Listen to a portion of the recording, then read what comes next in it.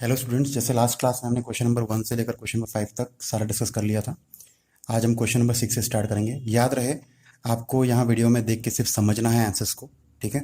और जो लिखना होगा वो आपको गूगल क्लासरूम में ही कल अपने स्कूल के टाइमिंग में ही करना है, ठीक है। तो चलिए शुरू करते हैं।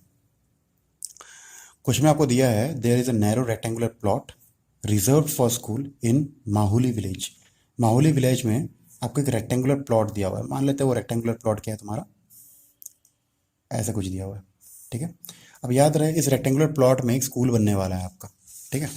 स्कूल के लिए इस प्लॉट को रिजर्व किया गया है, ठीक है। उसके बाद बोला गया है कि लेंथ और ब्रेथ का जो रेशियो है वो है 11:4। तो मैंने आपको कहा था कि जब भी ऐसा कुछ रेशियो दिखे और देख लो पहले कि 11:4 क्या दिया है, किसका रेशियो है, लेंथ का है और ब्रेथ का है। तो आप क्या करोगे, लेंथ को मान लो 11x, जो कि आपका ये होगा, ये भी 11x है तो ये भी क्या होगा, 11x ही होगा, क्योंकि लेंथ है, ये दोनों साइड होंगे। और ब्रेथ आपका क्या हो जाएगा, 4x हो जाएगा आपका, ठीक है। तो पहले लाइन में कैसे लिखेंगे, let the length and the breadth be 11x and 4x respectively, जैसे हम नॉर्मल इंग्लिश में लिखते हैं, कोई प्रॉब्लम नहीं, ठीक है। फिर क्या बोला गया है, at the rate of 100 rupees per metre it will cost the village panchayat 75,000 rupees. इसका मतलब क्या है, टू फेंस द प्लॉट। अब इस रेक्टेंगुलर प्लॉट में फेंसिंग करना है, ठीक है। फेंसिंग करना है मतलब जस्ट वो क्या बोलते हैं, बाउंड्री जो लगाते हैं ना, बाउंड्री लगाना है आपको, ठीक है। तो उस फेंसिंग का रेट कैसा बताया गया है, देखो रेट बताया गया है कि हर मीटर में 100 रुपये लगते हैं और पंचायत वालों ने टोटल 75,000 रुपीज़ खर्च करना है। याद रखिएगा, 1 मीटर का दाम है 100 रुपया, लेकिन पंचायत का टोटल कॉस्ट कितना है, 75,000 है। तो इस हिसाब से तुम्हारा जो पेरीमीटर होगा, जो लेंथ होगा, वो कितना होगा। तो आप सिंपली क्या करोगे, 75,000 को डिवाइड कर दोगे 100 से, तब आपको मिलेगा the length of this boundary, या फिर आप बोल सकते हैं पेरीमीटर का, मतलब पेरीमीटर आपको मिल जाएगा, ठीक है। तो लिखेंगे कैसे, चलिए अभी शुरू करते हैं। उसके बाद आपको बोला है कि लेंथ और ब्रेथ की वैल्यू क्या होगी वो निकाल लो, ठीक है। तो सॉल्यूशन में सबसे पहले let the length and the breadth, let the length and the breadth of the rectangular plot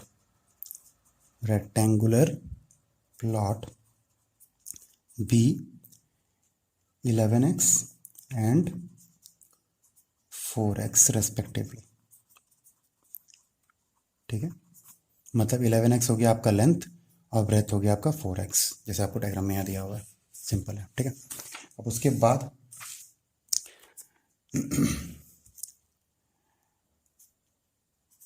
cost of fencing per metre, मतलब पर मीटर फेंसिंग करने का कॉस्ट कितना है, ₹100 आपको दिया है, ठीक है। और टोटल कॉस्ट कितना लग गया पंचायत को, टोटल कॉस्ट आपको दिया है ₹75,000, ठीक है। देयर फोर पेरीमीटर कितना होगा, फिर देखिए पेरीमीटर होगा total cost divided by this cost of fencing per metre, cost of fencing per metre, ठीक है। चलिए इस बात को समझते हैं, ये डिवाइड जो हमने किया ना, इसको जस्ट एक सिंपल से मैं एग्जांपल से बताता हूँ आपको। जैसे इसको मैं थोड़े सिंपल भाषा में बता रहा हूँ, ठीक है। देखिए अब ये समझिए कि एक चॉकलेट का दाम मान लो 20 रुपया है, एक चॉकलेट पर चॉकलेट का दाम मान लो कितना है, 20 रुपये दिया है। आपने टोटल कितने रुपए लाए थे घर से, टोटल रुपए आपने लाए 100 रुपये, और 100 रुपये का आपने चॉकलेट खरीद लिया, ठीक है। ध्यान दीजिएगा, एक चॉकलेट का दाम है 20 रुपया, ठीक है। टोटल कितने रुपए आपने दिए दुकान को, 100 रुपये दिया आपने, और 100 रुपये का आपको चॉकलेट खरीदना है। तो आपको पूछा जा रहा है कि टोटल चॉकलेट कितने मिले आपको, तो चॉकलेट कितना खरीद पाओगे 100 रुपये में, अगर 20 रुपया एक का है तो टोटल चॉकलेट क्या हो जाएगा, जो टोटल कॉस्ट आपने दिया उसमें से एक चॉकलेट का दाम जो होता है ना, तब जाके आपको 5 मिलता है जब काटोगे डिवाइड करने के बाद। तो वही बात यहाँ पे बोला गया कि यहाँ पे चॉकलेट की बात नहीं कर रहे हैं, यहाँ पे पेरीमीटर की बात कर रहे हैं कि कॉस्ट पर मीटर का जो तुम्हारा पर मीटर लेंथ का जो तुम्हारा दाम था वो था तुम्हारा कितना, 100 रुपया, ठीक है। और टोटल कॉस्ट दे दिया उसने कितना, 75,000। तो आपका जो टोटल लेंथ कितना होगा, जैसे टोटल चॉकलेट कितने खरीदे थे, तो वैसे यहाँ पे टोटल लेंथ कितना होगा, वो जो लेंथ होता है दैट इज दिस लेंथ, इसको हम क्या बोलते हैं, पेरीमीटर बोलते हैं ना। तो perimeter will be equal to total cost divided by cost of fencing per metre. ठीक है, मीटर का स्पेलिंग ठीक कर लो। ठीक है, तो ये हो जाएगा तुम्हारा 75,000 में से हम डिवाइड करेंगे 100 को।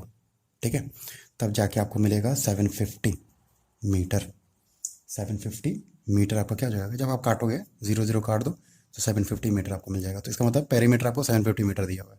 ठीक है, 10 या फिर 100 लिख दो। So perimeter is equal to आपको दिया हुआ है 750। अब पेरीमीटर का फॉर्मूला याद है ना आपको, 2 इंटू लेंथ प्लस ब्रेथ दिया ना। पेरीमीटर का फॉर्मूला क्या था, 2 into length plus breadth is equal to 750। अब 2 इंटू लेंथ क्या है तुम्हारा, लेंथ आपने ऊपर कितना लिखा हुआ था 11x, याद है। लेंथ आपने 11x लिखा था, ब्रेथ आपने 4x लिखा था। तो लेंथ की जगह पे 11x, ब्रेथ की जगह पे 4x लिख दो, इज इक्वल टू 750। अब आराम से क्या करिए, 2 को वैसे रहने दीजिए, पहले ब्रैकेट वाले को खत्म करिए। 11x प्लस 4x कितना, 15x हो जाएगा, इक्वल टू 750। तो 2 इंटू 15 होता है 30, 30x इज इक्वल टू 750। तो x कितना हो जाएगा आपका, 750 डिवाइड बाई 30 हो जाएगा। ये 30 यहाँ पे तुम्हारा मल्टीप्लाई हो रहा था, वहाँ जाकर डिवाइड हो जाएगा। 0 0 काट दिया और यहाँ तुम्हारा आ गया 25। तो x की वैल्यू कितनी आ गई, 25 आ गई। देयरफॉर लेंथ कितना हो जाएगा, लेंथ आपका 11x, तो इसका मतलब है 11 इंटू 25 हो गया आपका। और 11 इंटू 25 आपका होगा 275 मीटर। ठीक है, और ब्रेथ कितना हो जाएगा, breath is equal to 3x होता है, और 3 नहीं 4x। ब्रेथ कितना दिया है 4x, तो 4 इंटू एक्स कितना 25, तो ये हो जाएगा तुम्हारा 4 इंटू 25 कितना 100 मीटर हो जाएगा आपका। And this will be your final answer. I hope यहाँ तक आपको समझ में आया हो। ठीक है, ये वाला पार्ट बस थोड़ा सा ध्यान दीजिएगा, जो मैंने चॉकलेट वाला एग्जाम्पल दिया है उसको एक बार थोड़ा सा ध्यान से सोचिएगा। सोचने पे ही आंसर आएगा, आपको भी सोचना पड़ेगा, इस बात को याद रखिएगा। ठीक है, चलिए थोड़ी मेहनत करिएगा। इसके बाद क्वेश्चन नंबर 7 देखते हैं। चलिए अब क्वेश्चन नंबर 7 की ओर बढ़ते हैं। ठीक है, ये क्वेश्चन दोबारा ध्यान से समझना है। इसमें रेशियो जो है आपको थोड़े से अलग अंदाज में दिया हुआ है। ठीक है, कैसे दिया हुआ हम पढ़ेंगे अभी। देखिए आपको बोला है Hasan buys 2 kinds of cloth materials for a school uniform. ठीक है, तो हसन जो है वो 2 टाइप का क्लॉथ मटेरियल खरीदता है, एक शर्ट के लिए क्लॉथ खरीदता है और एक ट्राउज़र के लिए, मतलब पैंट के लिए। ठीक है, तो देखिए समझिएगा बात को, क्लॉथ मटेरियल जो बोला है 2 काइंड का खरीदता है, मतलब क्या है, एक काइंड हो गया आपका शर्ट का मटेरियल का और दूसरा काइंड हो गया तुम्हारा ट्राउज़र का मटेरियल का। ठीक है, shirt material that cost him ₹50 per metre, मतलब शर्ट का जो मटेरियल खरीदेगा क्लॉथ मटेरियल उसका दाम कितना होगा, ₹50 पर मीटर हो जाएगा। और ट्राउज़र जो वो खरीद रहा है वो हर ट्राउज़र के 1 मीटर का दाम ₹90 है। ठीक है, ₹90 पर मीटर आपको दिया हुआ है यहाँ पे। ठीक है, उसके बाद एक रेशियो दिया है। रेशियो क्या देखिए, for every 3 metres of shirt material he buys 2 metre of trouser material. इसका मतलब ये है कि शर्ट मटेरियल अगर वो 3 खरीदता है तो ट्राउज़र मटेरियल वो 2 खरीदेगा, याद रखना। तो अगर आप सिंपली ये समझो कि length of the shirt material is 2, मतलब ratio of the length of the shirt material to the ratio of the length of the, समझेगा, ratio of the length of the shirt material to the length of the trouser material is equal to 3:2। ये आपको समझना है यहाँ पे। इस line का मतलब ये है, मैं लाइन को लिख दूंगा, टेंशन मत लो। फिर उसके बाद क्या बोला, he sells the material at 12% and 10% profit respectively. तो आपको टोटल सेल जो हुआ है दैट इज 36,600 हुआ आपका। ठीक है, तो आपको बोला गया है how much the trouser material did he buy, कितना ट्राउजर मटेरियल उसने खरीदा था। ठीक है, तो आपको वो लास्ट में जो ट्राउज़र मटेरियल है कितने उसने मीटर खरीदे थे वो आपको निकालना है। देखिए एक लाइन में एक एक समझाते जा रहा हूँ, कोई प्रॉब्लम नहीं है। एक बार पढ़िए क्वेश्चन को, उसके बाद आंसर को देखिए, समझ में आ जाएगा आपको, कोई बड़ी बात नहीं। ठीक है, देखिए इसमें एक फॉर्मूला भी आपको याद रखना है, वो मैं बीच में बताऊंगा। लेट द रेशियो, ध्यान दीजिएगा, ये जो तुम्हारा फॉर एवरी, ध्यान दीजिए, for every 3 metres of shirt material he buys 2 metres of trouser material जो लिखा है, इसका एक अलग अंदाज में मैं यहाँ पे लिख रहा हूँ। ठीक है, let the ratio of the length of shirt material to the trouser material be 3:2।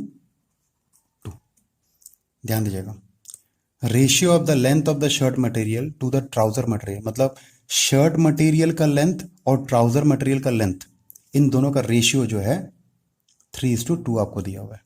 ठीक है, इस लाइन का मतलब है फॉर एवरी से लेकर जो तुम्हारा मटेरियल है, इस लाइन का मतलब ये रेशियो आपको दिया है, बस लिखने का यहाँ पे तरीका बदल दिया है। ठीक है, इस बात को समझना है। Therefore let the length of shirt material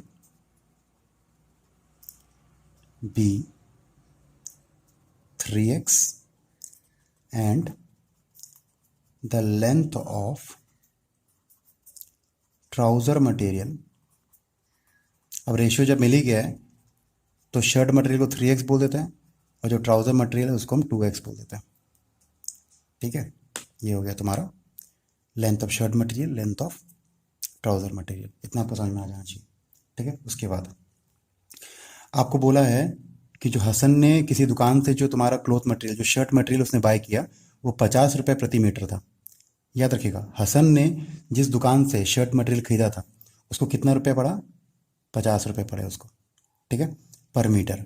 अब उसका टोटल मीटर कितना था शर्ट मटेरियल का, 3x था, और 1 मीटर का दाम है 50 रुपये, तो उसका जो 3x मीटर का दाम होगा that will be 3x into 50 हो जाएगा तुम्हारा। ठीक है, तो कैसे लिखोगे, कॉस्ट प्राइस को ऐसे लिखते हैं। ठीक है, cost price of shirt material is equal to कितना हो जाएगा तुम्हारा, 50 into 3x, that is 150x। 50 into 3 कर देना, 150x हो जाएगा, और यहाँ पे तुम रुपीस लिख दोगे। ठीक है, ये रुपया हुआ तुम्हारा कॉस्ट प्राइस। ठीक है, इसमें एक और चीज़ मैं आपको बता दूं, कॉस्ट प्राइस क्या होता है एक बार याद रखना पड़ेगा आपको। ठीक है, ध्यान दीजिएगा। मान लीजिए हसन एक शॉपकीपर है। ठीक है, इसकी खुद की एक दुकान है। ठीक है, ऑब्वियस बात है अपनी दुकान में सामान लाने के लिए वो किसी होलसेल से खरीदेगा ना सामान, जहाँ सस्ते में मिल रहा होगा उसको हम होलसेलर बोलते हैं। तो हसन एक होलसेल से खरीद के लेके आएगा, फिर लाने के बाद अपनी दुकान में रखेगा, फिर उसी चीज़ को वापस बेचेगा कस्टमर को। मानते हो इस बात को, समझिएगा मैं क्या बोल रहा हूँ। हसन सबसे पहले अपने दुकान के लिए सामान खरीद के लेके आएगा, जहाँ से लेके आएगा मान लो वो होलसेल से लेके आ रहा है। ठीक है, होलसेलर जो होता है जो सस्ते दाम में बेचता है, जहाँ से दुकान का सामान आता है। ठीक है, तो दुकान के सामान खरीदने के लिए इस दुकान पे गया। ठीक है, और मान लीजिए वो सामान लेके आ गया अपने दुकान पे, तो याद रखिएगा हसन ने होलसेलर से अपने दुकान के लिए जो सामान खरीदा है, तो जहाँ से वो खरीद के लाया वहाँ पे उसने जो पैसे दिए हैं उसको हम कहते हैं कॉस्ट प्राइस, मतलब सीपी। ठीक है, लाने के बाद जब वो फिर कस्टमर को बेच रहा है, ठीक है, तो वो एक अलग दाम में बेचेगा। जिस दाम में वो सामान लेके आया, क्या सेम उसी दाम में बेच देगा? क्या नहीं बेचेगा ना, कभी उसको फायदा भी तो चाहिए होगा। तो क्या पता वो जितने दाम में लेके आया था उससे ज़्यादा दाम में वो बेच रहा है मान लो। ठीक है, या फिर कम दाम में भी बेच सकता है, कोई प्रॉब्लम नहीं है। ठीक है, तो जिस दाम पे वो कस्टमर को बेच रहा है उसको हम कहते हैं एसपी, मतलब सेलिंग प्राइस। ध्यान दीजिएगा, हसन अपने दुकान के लिए जो सामान खरीद के लेके आ रहा है, तो जिस दुकान से वो खरीद के ला रहा है वहाँ पे जो पैसे दे रहा है उसको हम कॉस्ट प्राइस कहते हैं। ठीक है, और उसके बाद हसन जो कस्टमर को बेच रहा है जिस दाम पे, उस दाम को हम सेलिंग प्राइस कहते हैं। ठीक है, अब सिंपल सी बात है, अगर कॉस्ट प्राइस कम और सेलिंग प्राइस ज़्यादा हो गया तो हसन का होगा प्रॉफिट, होगा कि नहीं होगा? हसन होलसेलर से कम दाम में लेके आया और ज़्यादा दाम में बेच रहा है मान लो, मतलब एसपी की वैल्यू ज़्यादा है और सीपी की वैल्यू कम है, तो उस केस में क्या हो जाता है, प्रॉफिट हो जाता है। ठीक है, और उसके बाद अगर मान लीजिए हसन लाया सीपी दाम में और सीपी का दाम जो है उसके कस्टमर को बेचने वाले दाम से ज़्यादा है, तो उसका क्या हो जाएगा, लॉस हो जाएगा, क्योंकि वो सस्ते दाम में बेच दिया लेकिन लाया था महंगे दाम में। ठीक है, तो मुझे इसके माध्यम से ये बताना था कि सीपी क्या होता है, एसपी क्या होता है। तो एक शॉपकीपर जिस दाम से वो अपनी दुकान के लिए सामान खरीद के लाता है उसको हम सीपी कहेंगे, सिंपल से ये बात है। उसके बाद जिस दाम पे वो कस्टमर को बेच रहा है उसको हम कहते हैं एसपी। ठीक है, इतना जान लो आप। ठीक है। अब एक और चीज़ होती है प्रॉफिट परसेंट। प्रॉफिट परसेंट का तरीका अगर आपको पता है तो अच्छी बात है, नहीं तो आगे आने वाले चैप्टर्स में दिखेगा। तो यहाँ पे एक प्रॉफिट परसेंट नाम का भी एक नंबर दिया हुआ है आपको, 12%, 10%, ठीक है। अब देखिए इनका यूज़ कहाँ होगा। अगर मान लीजिए आपको एक प्रॉफिट परसेंट दिया है, समझ लो, हाँ मैं बता रहा हूँ चीज़। मान लो आपको एक प्रॉफिट परसेंट दिया हुआ है 20%, ठीक है। मान लो आपके पास एक सीपी भी है, सीपी की वैल्यू आप मान लो कितना, अब ये मान लो 400 रुपीज़, समझना बात को, ठीक है। 400 रुपीज़ आपका सीपी है मान लो, ठीक है। आपको एक प्रॉफिट परसेंट भी दिया हुआ है कितना, 20%, ठीक है। और आपको बोल दिया कि बताइए एसपी कितना होगा। ये दो आपको दिए हुए हैं और आपको बताना है कि एसपी कितना होगा। तो उसके लिए एक फॉर्मूला है, वो फॉर्मूला क्या होता है, फॉर्मूला होगा आपका 100 plus profit percent, 100 plus profit percent divided by 100 into CP. ये फॉर्मूला है एसपी का। मतलब अगर आपके पास सीपी है, आपके पास प्रॉफिट परसेंट है और आपको एसपी निकालने के लिए बोला गया है या फिर एसपी निकालना पड़ा, तो SP is equal to 100 plus profit percent divided by 100 into CP. तो उस हिसाब से यहाँ पर एसपी कितना हो जाएगा आपका, 100 प्लस प्रॉफिट परसेंट कितना दिया आपको 20 डिवाइडेड बाय 100 इंटू सीपी कितना है 400 आपका, ठीक है। तो इस हिसाब से आपकी एसपी कितनी हो जाएगी देखते हैं, 100 प्लस 20 120 हो जाएगी, डिवाइडेड बाय 100 हो जाएगी into 400, 0 0 cut, 0 0 cut, then this will be equal to, एक मिनट, तो ये हो जाएगी 12 इंटू 40। 12 इंटू 40 कितना होता है, 12 इंटू 4 जब 48 और एक 0 लगा दो, तो ये हो जाएगी आपकी एसपी की वैल्यू, ठीक है। याद रखिएगा ये फॉर्मूला अभी तुरंत यूज़ होने वाला है। आपके पास मान लो प्रॉफिट परसेंट दिया है, आपको सीपी दिया हुआ है और आपको एसपी निकालना है, तो फॉर्मूला क्या होता है, 100 plus profit percent divided by 100 into CP. अगर ये आपने पढ़ा नहीं है तो कोई प्रॉब्लम नहीं है, ये आगे आने वाले चैप्टर्स में आपको प्रॉफिट एंड लॉस चैप्टर में मिल जाएगा, ठीक है। चलिए, और पहले किसी ने पढ़ लिया तो अच्छी बात है। देखिए समझ में आ गया, ये फॉर्मूला फिलहाल अभी याद रखना है आपको। अभी इसका फॉर्मूला कहाँ यूज़ करेंगे यहाँ पे, ये देखिए। तो जैसे कि यहाँ पे आपको सीपी दिया था 400, यहाँ पर सीपी कितना दिया है 150 एक्स दिया है, तो कोई बात नहीं है, एक्स लगाए तो एक्स को लगे रहने देना, कोई प्रॉब्लम नहीं है, ठीक है। तो यहाँ पे आपको दिया है CP of shirt material is equal to 150 x, और प्रॉफिट परसेंट आपको दिया है किसका, देखो शर्ट मटेरियल का प्रॉफिट परसेंट आपको दिया है 12% और ट्राउजर मटेरियल का प्रॉफिट परसेंट आपको दिया है 10%। तो पहले शर्ट मटेरियल का जो प्रॉफिट परसेंट है उसको लिखो, profit percent for shirt material is equal to, आपको दिया है कितना 12%, therefore SP of shirt material is equal to, formula मैंने अभी अभी आपको बताया था, ये जो फॉर्मूला है that is equal to 100 plus SP निकालने के लिए बोलो ना, 100 plus profit percent divided by 100 into CB बोलोगे, ठीक है। बस उसके बाद इनकी वैल्यूज बिठानी है यहाँ पे, 100 प्लस प्रॉफिट परसेंट कितना है 12 दिया हुआ डिवाइडेड बाय 100 इंटू सीपी आपको कितना दिया है 150 एक्स, ठीक है। तो ये हो जाएगा 112 ऊपर और नीचे तुम्हारा 100 था, 100 में से एक जीरो और इसके एक जीरो काट दो, तो यहाँ पे 10 इंटू ये हो जाएगा 15x। आई होप यहाँ तक डाउट नहीं होगा आपको, ठीक है। अभी इसके बाद क्या करना है, कुछ काटने लायक है, काटने लायक है तुम्हारा, आप x इंटू 15 हो रहा है यहाँ पे, तो 5 से काटिए इसको, 5 इंटू 3 जा 5 इंटू 2 जा, एक्स को रहने दीजिएगा, ये अभी भी है, ठीक है, ये गया नहीं अभी। तो 5 इंटू 3 जा 15 हो गया, 5 इंटू 2 जा 10 हो गया, फिर 2 इंटू 1 जा 2 इंटू 5 जा 10, 2 इंटू 6 जा, ठीक है। तो मल्टीप्लाई करोगे तो 3 इंटू आपको बचा कितना है 56 इंटू 3x बचा अभी आपका, तो जब मल्टीप्लाई करोगे 3 इंटू 6 जा 18, ठीक है, एंड 3 इंटू 5 जा 15, 16, 168x हो गया आपका।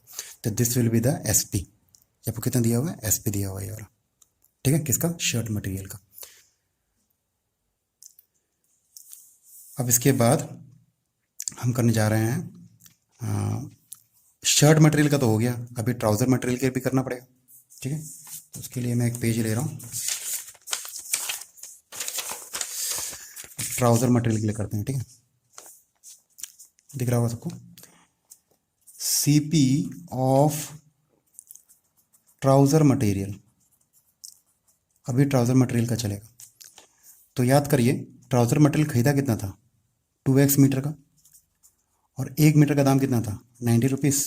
क्वेश्चन में देखिए ट्राउजर मटेरियल का, तो this will be equal to 180x हो जाता है आपका, ठीक है। उसके बाद सीपी तो मिल गया, profit percent for trouser material, ये कितना दिया हुआ है आपको, 10%, ठीक है। Therefore SP of trouser material is equal to, इसके लिए भी फॉर्मूला सेम ही रहेगा, 100 plus profit percent divided by 100 into CP. हिसाब से 100 प्लस प्रॉफिट परसेंट कितना है, 10 डिवाइडेड बाय 100 इंटू सीपी कितना है, 180x, ठीक है। तो यहाँ हो जाएगा 100 प्लस 10 कितना है, 110 डिवाइडेड बाय 100 इंटू 180x हो गया तुम्हारा। एक ज़ीरो से कटा, ठीक है। फिर तुम्हारा ये ज़ीरो इससे कट गया, तो आपका बचा है यहाँ पे 198x, 11 इंटू 18x, 198x हो गया। तो ये हो जाएगा आपका एसपी, ठीक है, किसका, ट्राउजर मटेरियल का।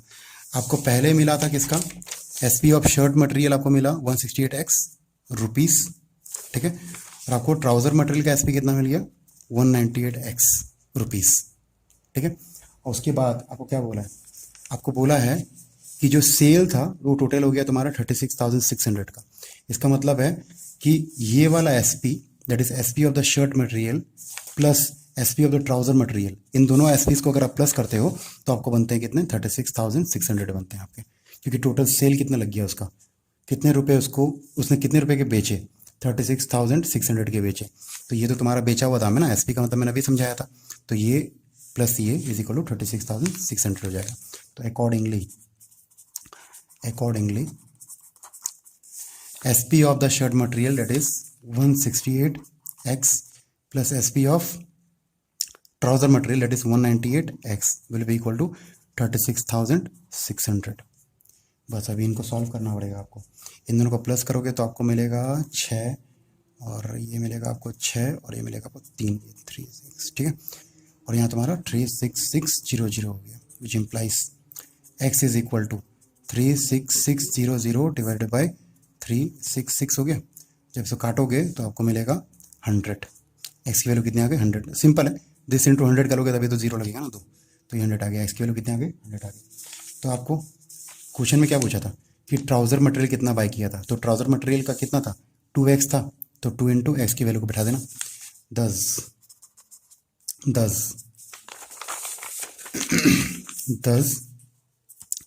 the length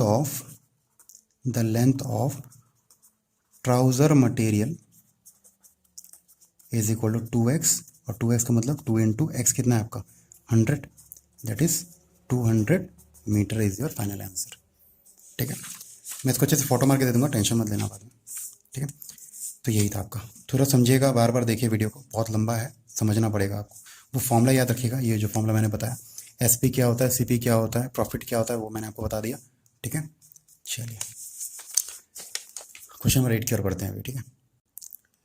देखिए क्वेश्चन को समझिएगा, ठीक है। यहाँ क्या बोला गया है, half of a herd of deer, herd of deer मतलब ग्रुप ऑफ डियर, ठीक है, are grazing in the field and 3/4 of the remaining are playing near by and the 9 rest are drinking water from the pond, find the number of deers in the herd. इसका मतलब क्या, देखो आपके पास मतलब एक field में कुछ dear थे, डियर मतलब हिरन थे, ठीक है। अब मान लीजिए टोटल हिरन आपके कितने थे, x थे मान लो, आपको वो टोटल नंबर ऑफ जो हिरन है वो निकालना है, ठीक है। नंबर ऑफ डियर्स कितने थे वो आपको निकालना है, ग्रुप में, हर्ड मतलब क्या, ग्रुप है डियर का, ठीक है। तो नंबर ऑफ डियर कितने थे ग्रुप में वो आपको निकालना है, और कुछ यहाँ पे बोला गया उनके बारे में।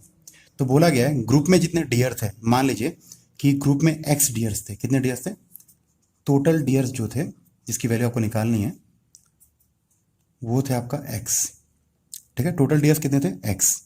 अब क्या बोला गया है, half of the herd of deer are grazing in the field. मतलब ये जो टोटल है, ये जो टोटल डियर्स है, इन टोटल डियर्स में से आधे, आधे क्या हो जाएंगे, x/2 हो जाएंगे। तो आधे डियर्स क्या कर रहे हैं, ग्रेस कर रहे हैं फील्ड में। ग्रेस कर रहे हैं कहाँ पे, फील्ड में। ग्रेस मतलब चढ़ रहे हैं, चढ़ रहे हैं मतलब क्या, घास खा रहे हैं। ठीक है, याद रखिएगा, टोटल डियर में से, ध्यान दो, टोटल डियर में से, टोटल डियर मतलब x डियर्स में से आधे डियर, x के आधे डियर, अगर मतलब 20 है मान लो, 20 डियर्स थे, तो 10 डियर क्या हो रहे हैं, 10 डियर क्या हो रहे हैं, फील्ड में घास खा रहे हैं। तो अभी तो यहाँ पे 10 नहीं है, 20 नहीं है ना, हमने 20 की जगह पे क्या लिया, यहाँ पे x लिया हुआ है। तो टोटल डियर है आपका x, और x में से x/2 डियर्स क्या कर रहे हैं, फील्ड में घास खा रहे हैं। अब अगर x/2 डियर्स फील्ड में घास खा रहे हैं, तो आधा और बचा है ना, x में से आधे खा रहे हैं यहाँ पे घास, तो और आधे बचे हैं। और उन आधों के बारे में क्या बोला देखो, अब ये जो आधे बचे हैं, देखिए ध्यान दीजिएगा, x में आधे तो घास खा रहे हैं, फिर आधे घास खा रहे हैं, तो आधे बचे हुए हैं। ठीक है, और अब जो ये आधा है, मतलब ये आधा जो है, इन आधे का 3/4, इन आधे का 3/4, ध्यान दीजिएगा, इन आधे का 3/4 जो है, मतलब x/2 का 3/4 जो है, ये क्या कर रहे हैं, खेल रहे हैं कहीं पे, पास में कहीं खेल रहे हैं।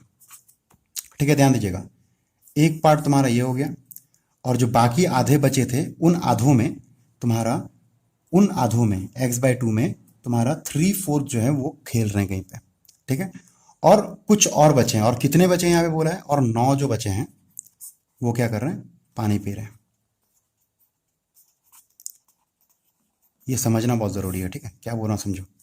इसका ये मतलब है कि टोटल थे x डियर्स, x डियर में आधे डियर जो हैं वो घास खा रहे हैं, बाकी जो आधे बचे थे उनका 3/4 क्या कर रहा है, खेल रहा है। फिर लास्ट में जो 9 बचे हैं उनके बारे में बोला गया है कि वो पानी पी रहे हैं, ड्रिंकिंग वाटर। ठीक है, लास्ट के 9 क्या है, पानी पी रहे हैं। याद रखिएगा, x/2 का 3/4 जो है वो तुम्हारा खेल रहा है, तो इसका मतलब है 3/4 अगर खेल रहा है तो और कुछ बचे हैं ना, वो जो और कुछ बचे हैं वो 9 हैं। ठीक है, और वो 9 क्या कर रहे हैं, पानी पी रहे हैं। तो इसका मतलब है this plus this plus this क्या आपके x के बराबर हो जाएगा, क्योंकि x में से ये 3 टुकड़े बने ना आपके, तो इन तीनों को अगर आप जोड़ दोगे तो क्या आपका x के बराबर हो जाएगा। तो वही तुम्हारा इक्वेशन बनेगा यहाँ पे। ठीक है, कैसे बनेगा देख लो, हम क्या लिखेंगे, यही बनने वाला है। ठीक है, देखो मैं ऊपर कैसे लिखूंगा, देखो, let total deers be x, then number of deers grazing जो घास खा रहे हैं इज इक्वल टू आधा x/2, फिर नंबर ऑफ डियर्स प्लेइंग,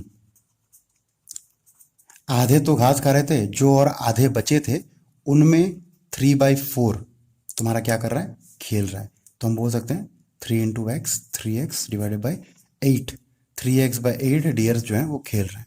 ठीक है, और रिमेनिंग कितने बचे हैं, रिमेनिंग डियर लास्ट में और कितने डियर बचे हैं, 9 बचे ना, तो ये 9 तुम्हारे क्या कर रहे हैं, पानी पी रहे हैं।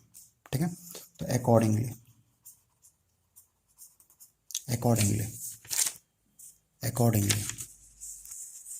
this plus this, that means x/2 plus 3x/8 plus 9 is equal to x हो जाएगा तुम्हारा, क्योंकि इन तीनों का सम करोगे तो टोटल डियर्स बन जाएंगे ना। तो हम क्या बोलेंगे, x/2 plus 3x/8 plus 9 is equal to x हो गया आपका। ठीक है, आई होप ये वाला समझ में आया होगा अभी। तो अब क्या करना है, 9 है मतलब क्या, 9 के नीचे कुछ नहीं है, चलो कोई बात नहीं, इसको ऐसे रखो। 9 को 9/1 भी लिख सकते हो, और ना भी लिखो तो कोई प्रॉब्लम नहीं है इसमें। तो सबसे पहले क्या करो, इन दोनों कर लो, पहले इन दोनों को प्लस कर लो, तो कितना हो जाएगा, 2 और 8 का एलसीएम 8 हो जाएगा। 2 × 4 8 होता है, तो 4 × x 4x प्लस ये तो 8 था ही, तो ऊपर तुम्हारा 3x ही रहेगा, plus 9 is equal to x है। 4x प्लस 3x हो जाएगा आपका 7x/8 plus 9 is equal to x हो जाएगा। 7x/8 जो है उसको इस तरफ शिफ्ट कर दो, तो यहाँ पे 9 रह जाएगा, और वहाँ पे x पहले से था और ये तुम्हारा प्लस जाके वहाँ पे -7x/8 बन जाएगा, ठीक है। उसके बाद 9 इज इक्वल टू ये तुम्हारा 8x minus 7x divided by 8 बनेगा, तो ये हो जाएगा 9 is equal to 8x minus 7x, x हो जाता है और नीचे 8 है, इम्प्लाइज 8 वहाँ मल्टीप्लाई हो जाएगा 8 इंटू 9 और यहाँ पे तुम्हारा x है, और 8 इंटू 9 कितना होता है 72, वही x की वैल्यू है। Therefore total tears is equal to x, और x का मतलब कितना 72 टीयर्स। इसका मतलब टोटल टीयर्स कितने थे ग्रुप में 72 थे आपके। आई होप ये समझ में आया हो, ठीक है। थोड़ी मेहनत करनी पड़ेगी, थोड़ा दिमाग पे जोर लगाओ तभी समझ में आएगा, ठीक है। देखिए चलिए आगे बढ़ते हैं। लास्ट के दो इतने टफ नहीं है, बहुत ही आसान है, इसको अब तुरंत कर लेंगे। अभी देखो, a grandfather is 10 times older than his granddaughter, is also 54 year older than her, find their present age. इसका मतलब क्या है, एक ग्रैंड फादर जो है, मतलब एक दादा जो है, वो अपने पोती की उम्र से 10 गुना बड़े हैं। ध्यान देना, मतलब अगर पोती की उम्र x होगी, अगर पोती की उम्र x होगी तो दादा की उम्र कितनी होगी 10x हो जाएगी, ठीक है।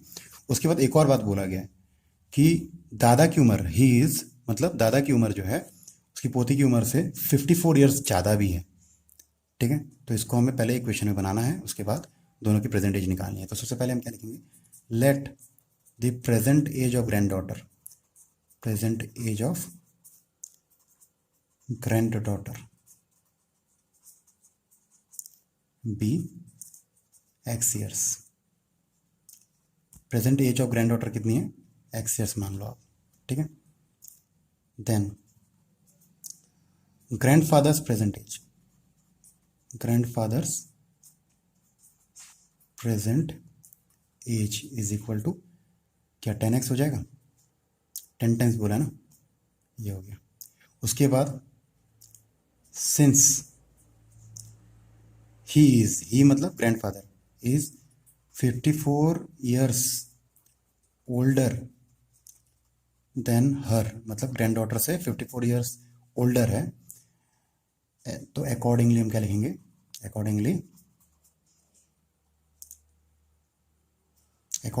अब ध्यान देना, इसका मतलब है कि दादाजी की उम्र, इसका मतलब है कि दादाजी की उम्र देख रहे हो, दादाजी की उम्र उनकी पोती की जो उम्र है उसमें 54 ज़्यादा है।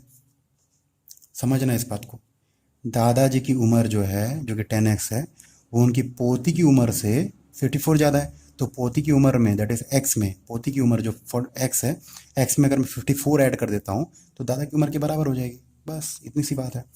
10x ये x है तुम्हारा, 10x यहाँ पे, x यहाँ पे था, और ये 54 हो जाएगा।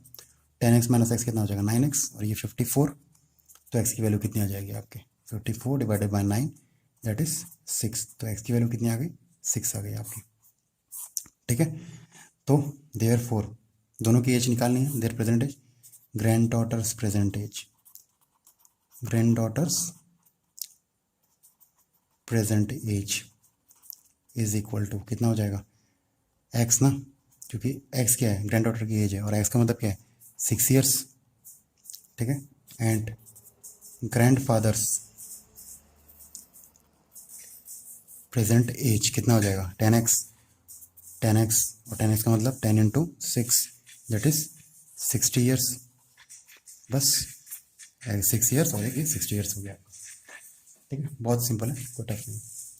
चलिए इसके बाद लास्ट क्वेश्चन, इस क्वेश्चन को भी समझते हैं, बहुत ही आसान है, जल्दी हो जाएगा। देखो, अमन की जो एज है is 3 times his son's age, मतलब अमन की एज उसके बेटे की एज से 3 गुना ज़्यादा है, 3 गुना है, ठीक है। तो अगर सन की एज को मैं एक्स बोलता हूँ तो अमन की एज कितनी हो जाएगी 3x हो जाएगी, ठीक है। 10 साल पहले अमन की एज उसके बेटे की एज की 5 गुना थी। याद रखिएगा, प्रेजेंट में अमन की एज उसकी बेटे की एज से 3 गुना है, ठीक है। लेकिन 10 साल पहले अमन की एज उसके बेटे की एज से 5 टाइम्स थी। तो आपको बताना है कि दोनों की प्रेजेंट एज कितनी है। तो सिंपल, कुछ ज़्यादा टेंशन नहीं लेना है। Let Aman's sons present age, Aman के बेटे की प्रेजेंट एज को x ईयर्स मान लो, then Aman's present age, Aman's present age कितनी हो जाएगी? 3x हो जाएगी, है कि नहीं? क्योंकि जितनी बेटे की उम्र है उसका 3 टाइम्स होगा बोला है, तो बेटे की उम्र को अगर x बोल दिया तो अमन की एज कितनी हो जाएगी? x ईयर्स हो जाएगी। उसके बाद 10 ईयर्स अगो, 10 ईयर्स अगो 10 साल पहले क्या हुआ था? अमन के बेटे का एज, अमन्स सन एज कितना होगा? अभी है x, तो 10 साल पहले x माइनस 10 होगा ईयर्स। और अमन का एज कितना होगा 10 साल पहले? अमन्स एज इज इक्वल टू, अभी है 3x, 10 साल पहले 3x माइनस 10 हो जाएगा, ठीक है। अकॉर्डिंगली, अब बोला क्या था लास्ट में? अकॉर्डिंगली 10 साल पहले अमन की जो एज थी वो बराबर थी उसके बेटे की, दैट इज x माइनस 10, उसके बेटे की 10 साल पहले की एज का 5 गुना, ठीक है। तो बस अभी उसके बाद देखिए 5 गुना जो है लिखा हुआ है यहाँ पे 5 टाइम्स, तो अमन के 10 साल पहले की उम्र उनके बेटे की उम्र की 5 टाइम्स थी, ठीक है। 10 साल पहले जो उनके बेटे की उम्र थी उसकी 5 टाइम्स थी। बस उसके बाद क्या करना है? 3 into x 3x minus 10, 5 into x 5x minus 50, 3x को इस तरफ शिफ्ट कर दो, 50 को यहाँ पे लेके आ जाओ, तो माइनस 50 वहाँ जाके प्लस 50 बन जाएगा, और माइनस 10 तो पहले से था ही, और यहाँ 5x और ये 3x वहाँ पे जाएगा तो माइनस 3x हो जाएगा। 50 माइनस 10 कितना? 40, 5 माइनस 3 कितना? 2x, तो x की वैल्यू कितनी हो जाएगी? 40 डिवाइडेड बाई 2 हो जाएगी, तो ये 20 हो जाएगा। मतलब अमन के बेटे की प्रेजेंट एज है x years, that is 20 years, तो अमन की प्रेजेंट एज कितनी हो जाएगी? 3 into 20 that is 60 years. Therefore Aman's son age, उसके बेटे की एज x होगी, और x का मतलब कितना? 20 ईयर्स, एंड अमन्स एज, बेटे की x है, अमन्स एज कितनी हो जाएगी? देखिए ये दोनों प्रेजेंट एज हैं, दोनों क्या है? प्रेजेंट एज है, तो यहाँ प्रेजेंट लगा देना, प्रेजेंट एज, यहाँ भी present age is equal to 3x, that is 3 into 20 that is 60 years, ठीक है। तो ये उसकी प्रेजेंटेज है। आई होप यहाँ तक थोड़ा बहुत समझ में आया हो, तो तब भी काफ़ी है, ठीक है। दोबारा देखिए वीडियो को, डाउट होता है तो उसके बाद पूछिए, कोई प्रॉब्लम नहीं है, लेकिन ट्राई करिए कि खुद भी थोड़ा दिमाग चलाएं, तभी आपको समझ में आएगा सारे क्वेश्चंस, याद रखिएगा, ठीक है। Thank you, have a nice day.